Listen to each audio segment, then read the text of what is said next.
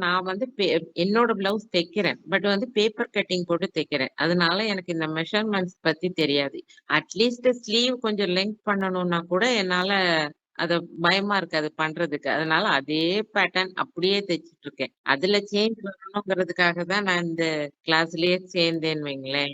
அது இப்போ என்னோட அப்ப உங்களுக்கு வந்து இது ரொம்பவே யூஸ்ஃபுல்லா இப்ப நான் சொன்ன இத வந்து நீங்க கரெக்ட்டா ஒரு நோட் புக் போட்டு ஃபாலோ பண்ணீங்க அப்டின்னா, ம். உங்களுக்கு வந்து அது ஃபியூச்சர்ல வந்து ரொம்பவே ஹெல்ப்ஃபுல்லா இருக்கும். சரிங்களா? நம்ம அப்பப்போ வாங்கி அத விடுறத விட, ஓகே. நம்ம எப்பவுமே நம்ம சின்னதுல இருந்தே ஒரு ஸ்கூல் படிக்கும் போதுல இருந்தே நம்ம படிக்கிறத விட எழுதுறது தான் அதிகமா இருக்கும். கண்டிப்பா. அதனால நீங்க உங்க மைண்ட்ல என்ன தோணுனாலுமே அத வந்து எழுதி வைக்கணும். எழுதி வச்சீங்க அப்டின்னா மட்டும் தான், அத வந்து நம்ம திருப்பி பார்க்க முடியும். நம்ம மைண்ட்ல ரெஜிஸ்டர் பண்றது, ஃபோன்ல ரெஜிஸ்டர் பண்றது எதுல பண்ணுனாலுமே, சப்போஸ் ஒரு டவுட் வந்துச்சுன்னா கிளியர் பண்ண முடியாது. அதனால நான் மெயினா எல்லாருக்குமே டெய்லரிங் அப்டின்னு வந்துட்டாவே, ஒரு டிசைன்